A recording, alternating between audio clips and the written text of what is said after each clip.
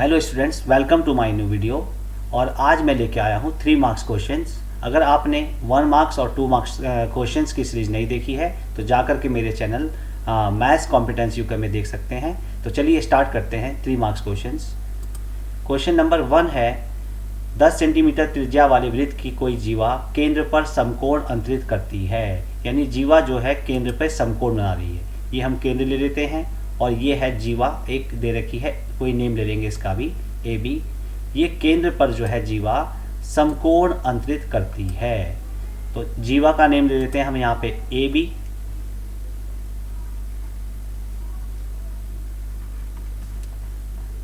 और केंद्र ले लेते हैं यहाँ पे ओ। और ये जीवा जो है केंद्र पे समकोण अंतरित करती है, यानी कि ये कोण बना रही है 90 डिग्री का। हमें ज्ञात करना है संगत लघु वृत्तखंड। तो देखो बच्चों, वृत्तखंड क्या होता है? लघु मतलब छोटा वाला, और वृत्तखंड क्या हो गया? इस चाप और जीवा के बीच का जो हिस्सा है, ये वाला भाग, इस वाले को आपने निकालना है पहले पार्ट में। तो चलिए देखिए, पहले ये समझिए कि कैसे निकालेंगे। देखिए, इसके लिए हमें सबसे पहले ये जो पूरा त्रिज्यखंड है, देखिए जो ये पिज्जा का पीस टाइप का दिख रहा है ना आपको, ये पूरा का पूरा जो त्रिज्यखंड है इसका क्षेत्रफल निकालेंगे और इस त्रिभुज के क्षेत्रफल को हम इसे घटा देंगे। तो चलो स्टार्ट करते हैं first part. First of all हम निकालेंगे त्रिज्यखंड का क्षेत्रफल।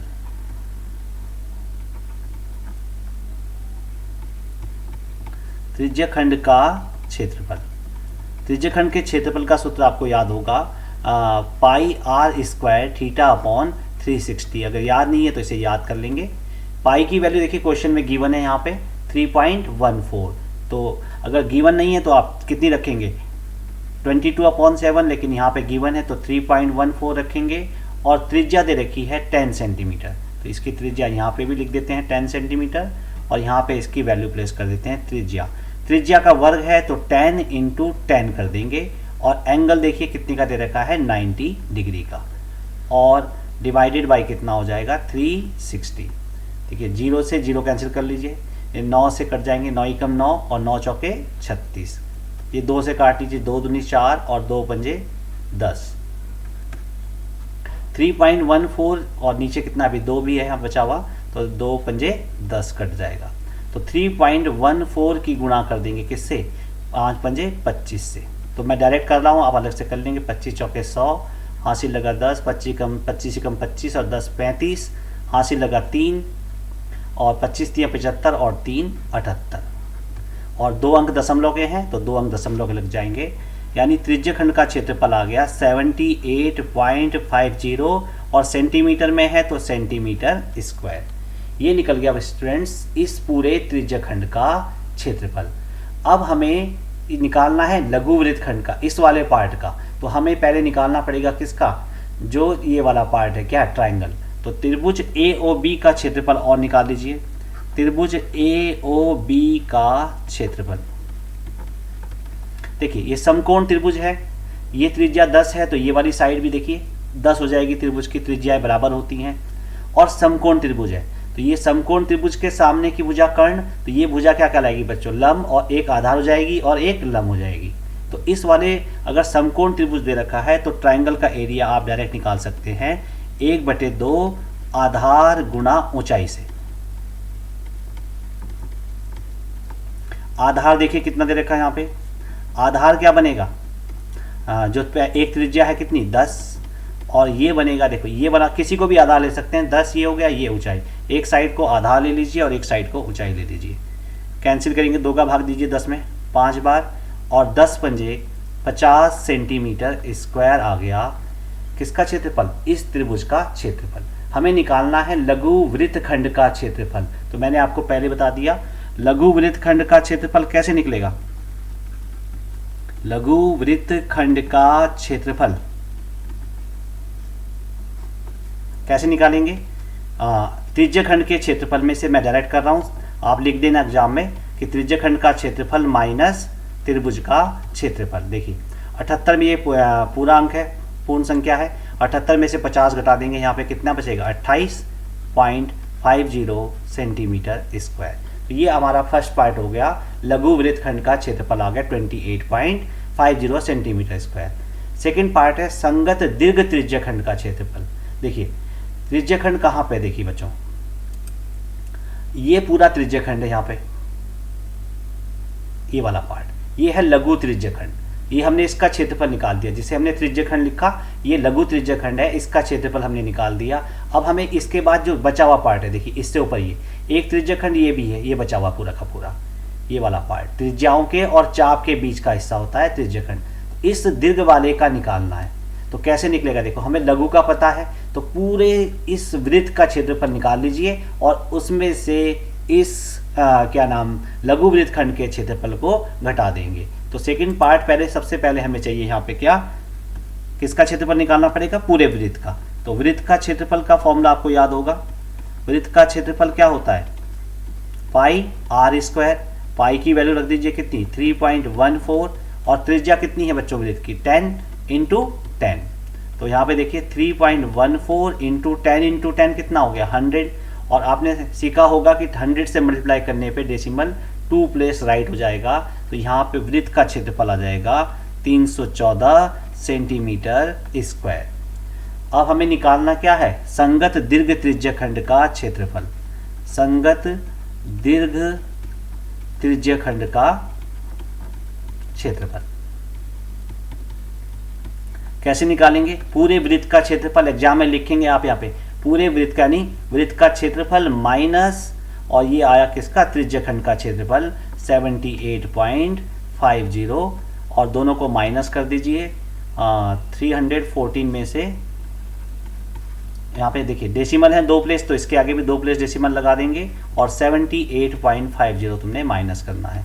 तो 0 में से गया 0 और यहाँ 0 में से 5 नहीं कटेगा, 10 में से 5 गया 5, यहाँ बचा कितना 3, 13 में से 8 गया 5, यहाँ बचा कितना 0, तो यहाँ से ढाई लेंगे 10, 10 में से 7 गया 3 और यहाँ बचेगा कितना 2। तो यहाँ पे त्रिज्या जो संगत दीर्घ त्रिज्यखंड का क्षेत्रफल आ गया 235.50 सेंटीमीटर स्क्वायर। चलिए क्वेश्चन नंबर 2, ये क्वेश्चन जो है पृष्ठीय क्षेत्रफल और आयतन से है। मॉडल बनाने वाली मिट्टी से 24 सेंटीमीटर और आधार त्रिज्या 6 सेंटीमीटर वाला एक शंकु बनाया गया। तो ये बन गया आपके पास शंकु।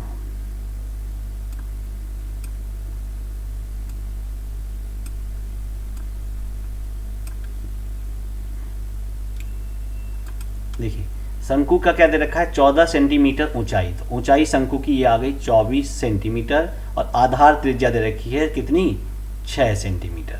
तो ये शंकु बनाया और एक बच्चे ने क्या किया, इसे तोड़ करके क्या बना दिया, एक गोला बना दिया। क्वेश्चन पूछ रहा है कि इस गोले की त्रिज्या कितनी है, तो मान लेते हैं इस गोले की त्रिज्या कितनी है r। बच्चों सबसे पहले देखिए कि फॉर्मूला कौन सा लगाएंगे। क्वेश्चन किसका है, जब भी हम एक चीज को कन्वर्ट करते हैं दूसरी चीज में तो ये क्वेश्चन होता है आयतन का। जैसे इस एक ही चीज से ये दूसरी चीज बना रहे हैं तो इसका आयतन और इस चीज का क्या होगा आयतन बराबर होगा। तो हम दोनों के आयतन के फॉर्मूला लगा देंगे। तो सबसे पहले तो हमने मान लिया, माना गोले की त्रिज्या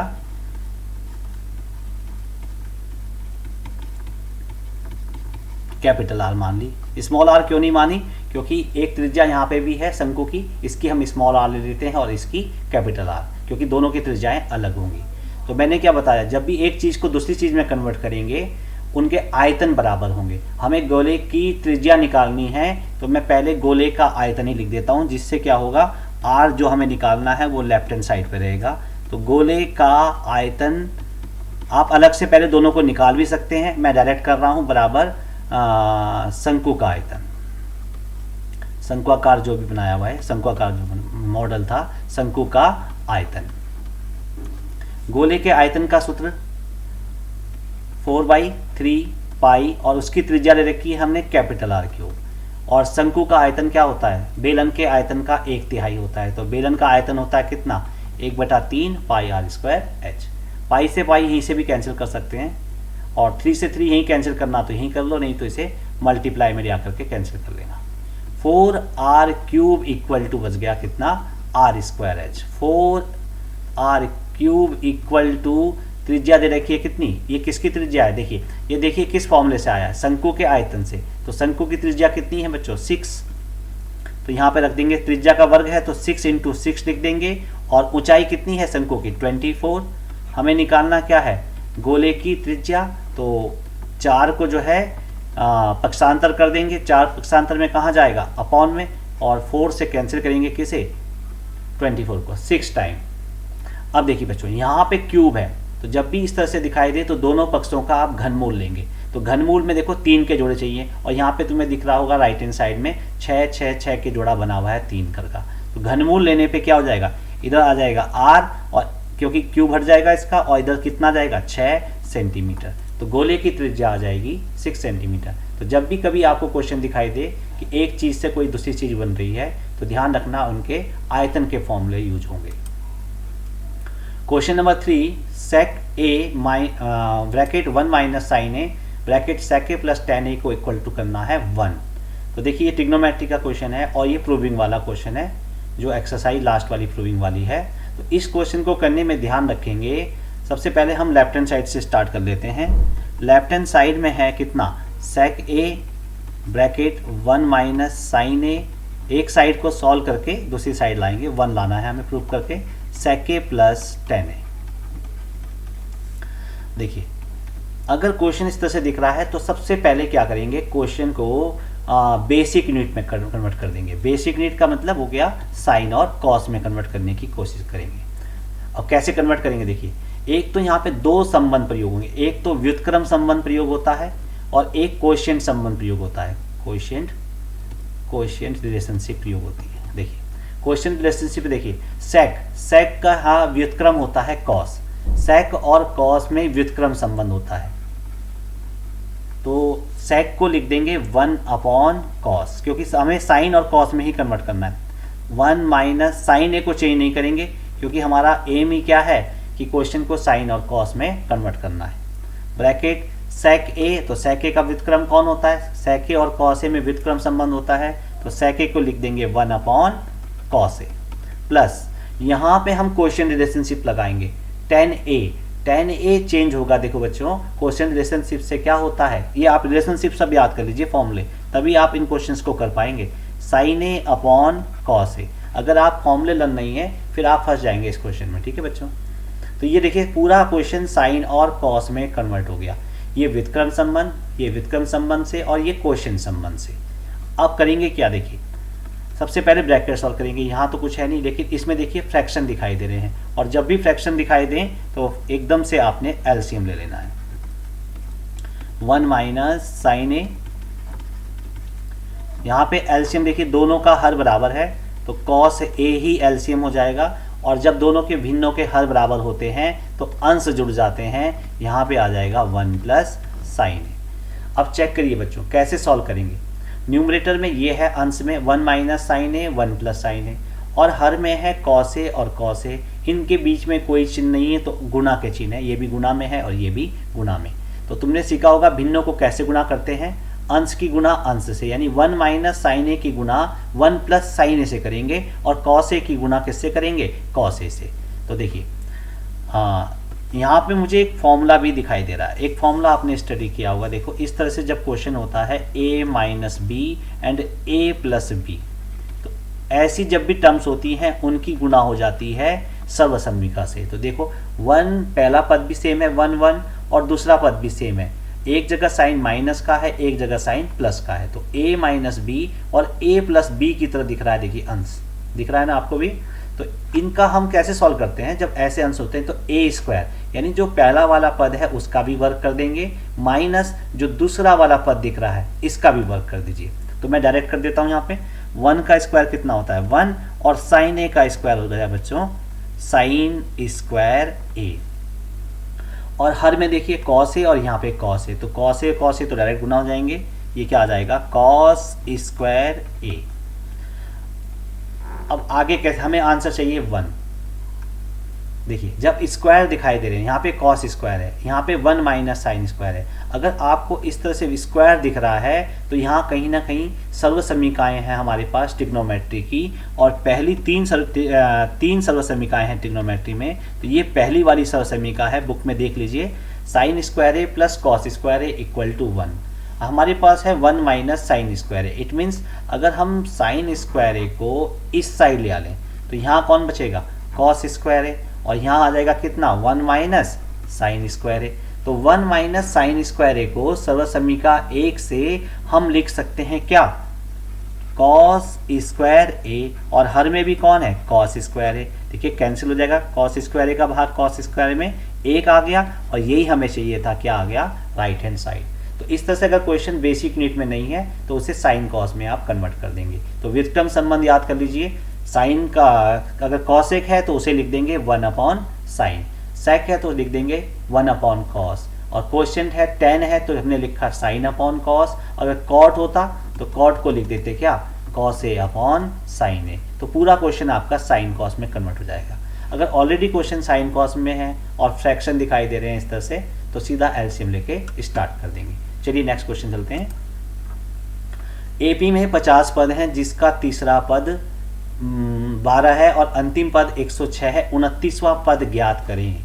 एपी में पदों की संख्या यानी कि एन कितने दे रखे हैं, जो जो गिवन है उसे नोट कर लीजिए, 50 है, और तीसरा पद 12 है। देखो यहाँ पे कहीं पे भी पहला पद और सार्वंतर नहीं दे रखे हैं। तो एपी को अगर आपने सॉल्व करना है तो पहला पद और 29वां पद निकालना है। तो पहला पद और सार्वंतर जरूर चाहिए, तो पहला काम होगा हमारा पहला पद और सार्वंतर ढूंढने का। एपी का तीसरा पद 12 है, तो यहाँ पे हम फॉर्मूला लगा देते हैं, यानी ए एन का फॉर्मूला लगा देते हैं, एनवे पद का। एपी का एनवा पद होता है A N equal to A plus N minus 1 into D. यहाँ पे तीसरा पद 12 है, तो तीसरा पद का मतलब यहाँ पे रख देते हैं ए एन का मान तो हो गया 12 तीसरा पद, और ए का मान दे नहीं रखा है तो ए ही लिख देंगे, और एन की जगह रख देंगे 3 माइनस 1 इंटू डी। तो 12 equal to A plus 3 minus 1 कितना हो गया, 2d, और ये इक्वेशन बनेगी a plus 2d equal to 12। ये बन गई फर्स्ट इक्वेशन। अब एक इक्वेशन है तो सेकेंड इक्वेशन भी चाहिए, तभी जा करके a और d के मान आएंगे। देखिए सेकेंड इक्वेशन के देखिए कितने पद हैं, 50, तो यहाँ पे दोबारा फॉर्मूला लगा देते हैं, और अंतिम पद यानी 50 ही पद हैं तो अंतिम पद कितना दे रखा है, 106, तो 50वां पद ही क्या होगा, अंतिम पद। एक बार दोबारा फॉर्मूला लगा देते हैं, अंतिम पद दे रखा है कितना, 106, ए का मान दे नहीं रखा है, अंतिम पद कौन सा होगा, 50 ही पद है तो 50 वाला पद ही क्या होगा, अंतिम पद होगा। 106 बराबर ए प्लस 49d और 49, और समीकरण को सीधा करके लिख दीजिए व्यवस्थित करके, a plus 49d equal to 106। अगर आपको यहाँ पे दिक्कत है तो आप डायरेक्ट भी कर सकते हैं। देखिए एक आपने व्यापक रूप पढ़ा होगा समांतर श्रेणी का, पहला पद होता है a, दूसरा a plus D, a plus 2d, a plus 3d, इस तरह से। देखिए पहला पद a है, दूसरा पद देखिए इसमें 1d आएगा, तीसरा पद है 2d, चौथा पद है 3d, a प्लस 3d, पांचवा पद होगा a प्लस 4d, और यहाँ पे क्वेश्चन क्या था, तीसरा पद, तो a प्लस 2d आएगा, ध्यान रखना, a plus 2d equal to 12। Direct भी इक्वेशन बना सकते हैं, पर ज़्यादा अच्छा होगा कि आप थोड़ा सा एक्सप्लेन कर दें, क्योंकि 3 मार्क्स में क्वेश्चन आता है। और अंतिम 50वां पद 106 है, तो 50वां पद देखिए d का मान 1 कम कर दीजिए, a प्लस 49d, देखिए आ रहा है ना। तो आप अगर टाइम कम है या कोई प्रॉब्लम आ रही है आपको इसे करने में, तो इसे आप डायरेक्ट भी इस तरह से कर सकते हैं। अब इन दोनों इक्वेशंस को हम सॉल्व कर लेंगे। तो देखिए मैं इस वाली इक्वेशन को 2 वाली को मैं रख देता हूँ ऊपर, a प्लस 49d बराबर 106 और a plus 2d equal to है कितना, 12। विलोपन विधि का प्रयोग कर लेते हैं। देखिए a के गुणांक तो बराबर है, किसी से भी गुणा करने की जरूरत नहीं है, लेकिन चिन्ह बदलने पड़ेंगे, यानी घटाना पड़ेगा समीकरणों को। समीकरण या तो जोड़ने पे हल होती हैं या घटाने पे। देखिए a प्लस का और a माइनस का एक का विलोप करना होता है, तो चिन्ह दोनों के क्या होने चाहिए बच्चों, अपोजिट होने चाहिए। तो यहाँ पे चिन्ह दोनों के समान थे, ये भी प्लस था और ये भी प्लस था, तो हम घटाएंगे तो देखिए जो दूसरी वाली जो समीकरण है उसमें जो साइन है वो चेंज हो जाएंगे, minus minus minus. 49d plus के हैं और 2d माइनस का है, तो 49 में से 2 घटा देंगे, कितना आ जाएगा, 47d। 6 में से 2 घटाएंगे 4, 10 में से 1 गया 9। डी का मान आ जाएगा 94/47। देखिए अगर 47 का पारा पढ़ेंगे, 47 दूनी 94, 2 सते 14, 2 चौके 8 और 1 9, तो 2 बार कट जाएगा, तो डी की वैल्यू कितनी आ गई बच्चों?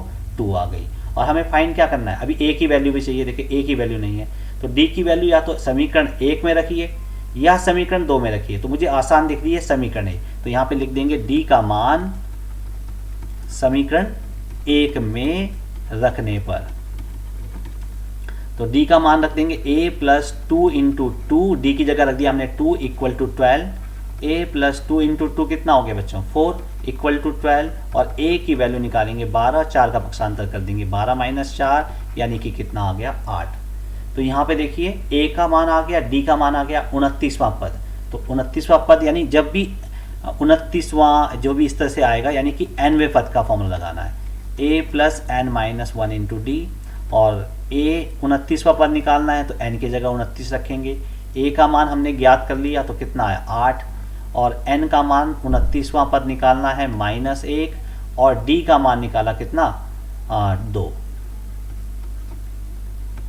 तो 8 प्लस 29 में से 1 घटाएंगे, कितना आएगा? 28 गुना 2, पहले गुना कर लेंगे, 2 अट्ठे 16 का 6, 2 दूनी 4 और 1 5, और 56 और 8 64। तो AP का 29वां पद आ जाएगा 64। तो देखिए 50वां पद यानी 50वां पद ही अंतिम होगा, तो पहली समीकरण बनेगी यहाँ से। तीसरा पद 12 है, यानी a plus 2d equal to 12, दूसरी समीकरण बनेगी। दोनों समीकरणों को हल करिए, d और a के मान आएंगे, और फिर लास्ट में जो आपने ज्ञात करना है 29वां पद लगाना निकालना है, तो an का यानी 29वां पद निकालना है, तो an का फॉर्मूला लगा करके आप 29वां पद निकाल सकते हैं। केंद्र O वाले वृत्त पर, तो इसका सेंटर दे रखा है बच्चों O, वृत्त वाले पार्ट से क्वेश्चन है। बाह्य बिंदु T से, यानी जो बाहर बिंदु है, ये चित्र आपने बनाना है या बना भी आ सकता है। T से स्पर्श रेखाएं TP, एक स्पर्श रेखा है TP और एक स्पर्श रेखा है TQ। स्पर्श रेखा वो है जो वृत्त को एक बिंदु पे काटती है, तो एक ये है और एक ये है। सिद्ध करना है PTQ, ये वाला एंगल ट्वाइस यानी डबल होगा किसका? OPQ का, इस वाले एंगल का दुगना होगा। तो सबसे पहले देखिए चैप्टर ग्रिड से है, तो 2 ही प्रमेय आपके उसमें हैं, किसमें? बुक में दे रखी है। एक देखिए, और पहली प्रमेय देखो ये दिख रही है क्या बच्चों? त्रिज्या, और ये क्या है? स्पर्श रेखा। त्रिज्या और स्पर्श रेखा के बीच का कोण कितना होता है? 90, यानी OPT कोण कितने डिग्री का आ गया? ये वाला कोण कितने का आ जाएगा? 90 डिग्री का आ जाएगा, ये वाला। नेक्स्ट दे रखा है, और दूसरी प्रमेय है, बाह्य बिंदु से खींची गई स्पर्श रेखाएं बराबर होती हैं। तो एक स्पर्श रेखा TP है और एक स्पर्श रेखा TQ है, तो इन दोनों की लंबाई क्या हो जाएगी? बराबर हो जाएगी। अब हमें रिलेशनशिप चाहिए। देखो बच्चों, आप किधर से भी, या तो इस वाली प्रमेय की हेल्प से स्टार्ट कर सकते हैं या इस वाली प्रमेय, कहीं से भी स्टार्ट कर सकते हैं। तो मैं यहाँ से स्टार्ट कर रहा हूँ, जैसे आपके बुक में, अगर आपने बुक से किया होगा क्वेश्चन तो उसी के अकॉर्डिंग मैं आपको दिखा देता हूँ, लेकिन इसे आप किसी भी तरीके से कर सकते हैं। तो देखिए सबसे पहले देखिए यहाँ पे क्या दे रखा है? बाह्य बिंदु से स्पर्श रेखाएं बराबर होती हैं, तो हम यहीं से स्टार्ट करते हैं। TP, पहली स्पर्श रेखा है TP और दूसरी स्पर्श रेखा है TQ। यहाँ पे लिख देंगे बाह्य बिंदु से स्पर्श रेखाएं, बाह्य बिंदु से स्पर्श रेखाएं बराबर होती हैं, पूरा लिख देंगे आप। नेक्स्ट देखिए, जब ये दोनों स्पर्श रेखाएं बराबर हैं तो देखिए ये त्रिभुज कहलाएगा समद्विबाहु त्रिभुज, और समद्विबाहु त्रिभुज में क्या होते हैं? बराबर भुजाओं के सामने के कोण बराबर होते हैं, कक्षा 9th में आपने पढ़ा। यानी कि ये वाला एंगल और ये वाला एंगल क्या हो जाएंगे? इक्वल हो जाएंगे। एंगल TPQ इक्वल टू हो जाएगा एंगल TQP के, हाँ, बराबर भुजाओं के सामने के कोण। अब देखिए बच्चों, PTQ निकालना है, और देखिए, और ये OPQ, इन दोनों कोणों को चाहिए। तो मैं इस त्रिभुज पे लगा देता हूं क्या? त्रिभुज का गुण वाला प्रमेय, यानी तीनों कोणों का जोड़ 180 अंश होता है। या तो इस वाले कोण को निकाल लीजिए PTQ को, या इस वाले कोण को निकाल लीजिए। इस कोण को निकालने से क्या फायदा होगा कि इन दोनों कोणों का क्या है? जोड़ 90 डिग्री है, तो इससे आपका ये सिद्ध हो जाएगा। तो ज़्यादा इजी रहेगा कि इन दोनों को निकाल लें। ये भी निकाल के कर सकते हैं, तो फिलहाल मैं इससे दिखा रहा हूँ कि इन दोनों कोणों को आप इस कोण को निकाल लेंगे, कौन से वाले को, टी पी क्यू को। तो देखिए त्रिभुज हमारे पास कौन सा है, टी पी क्यू में तीनों कोणों का जोड़ होगा 180। तो एक कोण है कौन सा बच्चों, ये वाला कोण कौन सा है, इसका नाम, कोण का नाम क्या करते हैं, जो पॉइंट बीच में, जैसे इस कोण का नाम पढ़ना है तो क्या पढ़ेंगे, इसे पी टी क्यू पढ़ लेंगे, या क्यू टी पी भी कर सकते हैं। तो मैं लिख देता हूँ पी टी क्यू। दूसरा कोण हो जाएगा कोण टी पी क्यू, ये वाला कोण, और तीसरा कोण हो जाएगा टी क्यू पी, ये वाला कोण, प्लस कोण टी क्यू पी। इन तीनों का जोड़ कितना हो जाएगा, 180 डिग्री। और मैं ये वाला एंगल निकाल रहा हूँ, कौन सा, टी पी क्यू को निकाल रहा हूँ। तो P T Q plus T P Q को मैं चेंज नहीं कर रहा हूँ, इसी एंगल को मैं निकाल रहा हूँ। और टी क्यू पी एंगल किसके इक्वल है, टी पी क्यू के इक्वल टू 180 डिग्री। देखिए ये इस वाले की हेल्प से किया हमने, किससे, यूजिंग ये, इसे 1 डाल दीजिए, रिजल्ट 1 डाल दीजिए। इस रिजल्ट का हमने यूज कर लिया कहाँ पे, यहाँ पे, दोनों को इक्वल कर दिया। देखिए तो ये टी पी क्यू और टी पी क्यू जोड़ देंगे, कितना आ जाएगा, 2 angle T P Q equal to 180, और माइनस पी टी क्यू को ले गया हूँ मैं दूसरी साइड पे। अब एंगल टी पी क्यू हो जाएगा 180, दोनों देखो 2 दोनों के डिवाइड में जाएगा, तो बाद में कर लीजिए या यहीं पे कर भी सकते हैं, पी टी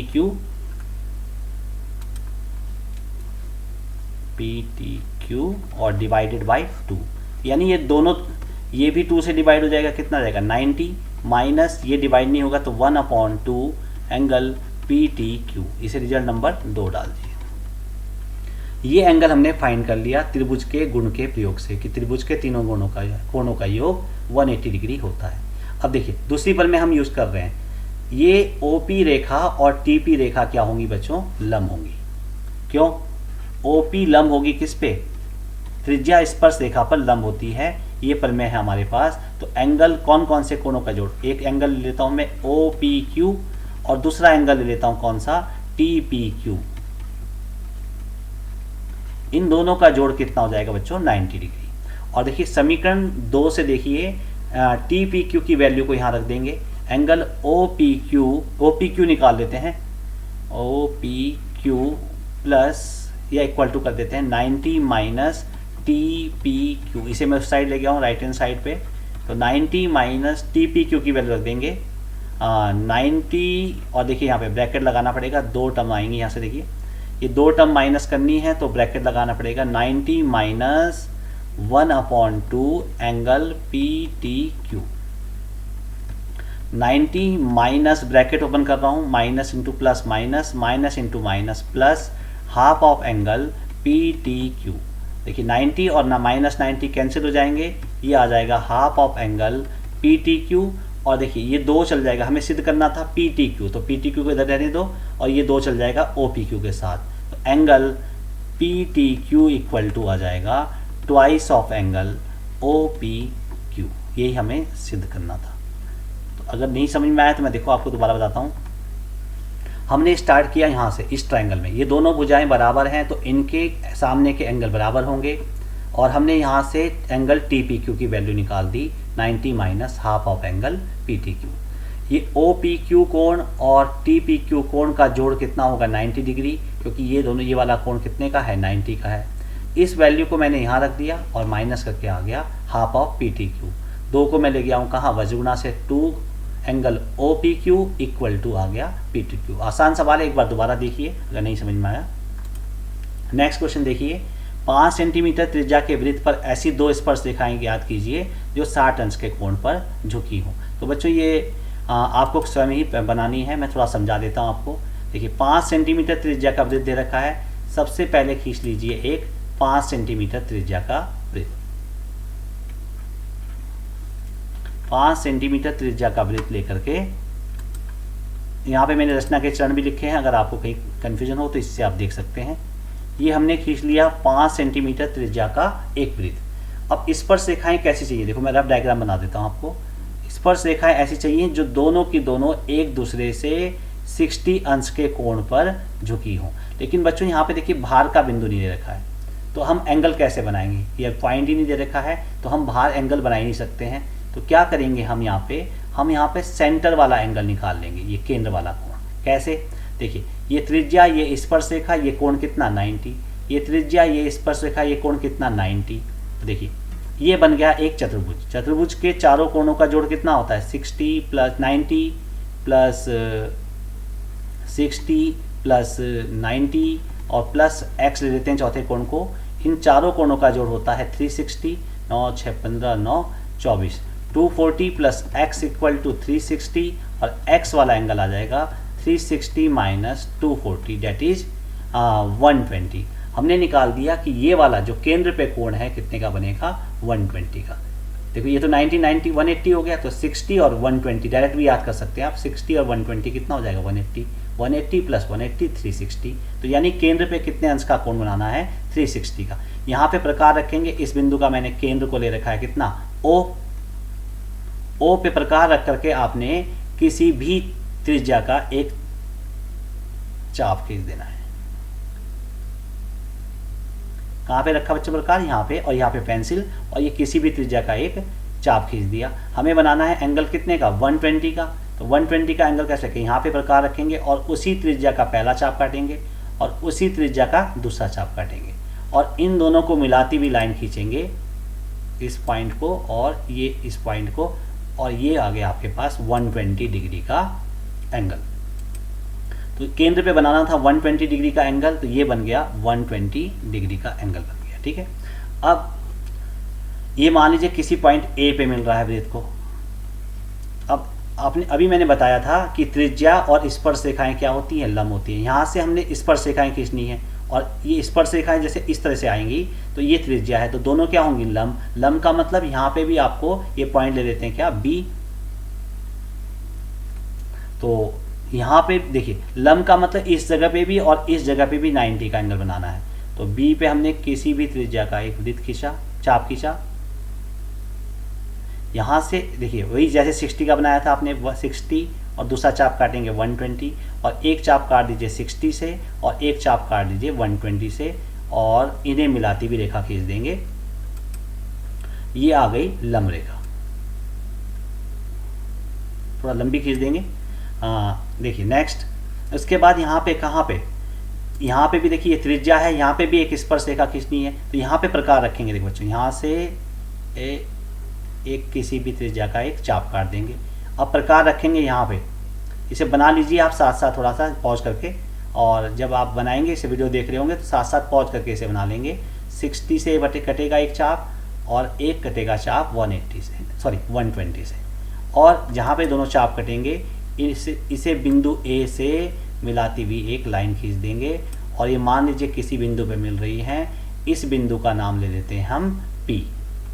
तो ये वृत्त के बाहर बिंदु पे मिल रही हैं, ये वो बाह्य बिंदु निकाल लिया जहाँ से स्पर्शरेखा आ गई। देखिए ये एंगल कितने का आ गया बच्चों? 90, और ये एंगल कितने का आ गया? 90 का। देखिए 90 90 120, ये एंगल अगर आप मेजर करेंगे तो कितने डिग्री का होगा? 60 का। तो इस वाली थ्योरम में आपने सेंटर पे एंगल बनाना है 120 का। अगर यहाँ पे एंगल 60 है तो ध्यान रखना 90 90 तो 180 हो गया, 60 और 120 180 होता है, तो सेंटर पे एंगल बनेगा 120 का। ये मैंने लिखा भी है, ये केंद्र है, ये केंद्र O से, ये केंद्र है, केंद्र O से ये केंद्र लिख दिया, और ये 0 नहीं है, ये O है। ये क्या है? O से 5 सेंटीमीटर त्रिज्या का वृत्त खींचा, वृत्त की परिधि पे बिंदु A लिया, ए मैंने ये लिया था, चलो ए ले लिया, चलो इससे लिया, और ए पे इसे ए ले लेते हैं। ये इस पॉइंट को ले रखा है ए और ये ले रखा है मैंने बी, और ए पे हमने क्या लिखा? तथा ओ ए को मिलाया। ओ ए पर 120 अंश का कोण नाती रेखा खींची जो वृत्त को बी पे मिलती है। बिंदु बी ए व बिंदु बी है ये, पर लंब खींचे जो एक दूसरे को बिंदु पी पे मिलते हैं। तो ये दोनों स्पर्शरेखाएं जो हैं पी ए और पी बी जो है स्पर्शरेखाएं हैं जो एक दूसरे से 60 अंश के कोण पर झुकी हैं। ठीक है बच्चों, आज के लिए इतना ही, और जल्दी मैं आपके लिए एक रिक्वेस्ट आ रही है बच्चों की साइंस की न्यूमेरिकल्स की वीडियो की, तो जल्दी मैं आपके लिए साइंस चैप्टर के न्यूमेरिकल लेके आऊँगा। अगर आपको वीडियो पसंद आई है तो वीडियो को लाइक कर देना, और अगर चैनल पर नए हैं तो चैनल को सब्सक्राइब कर देना। Thank you.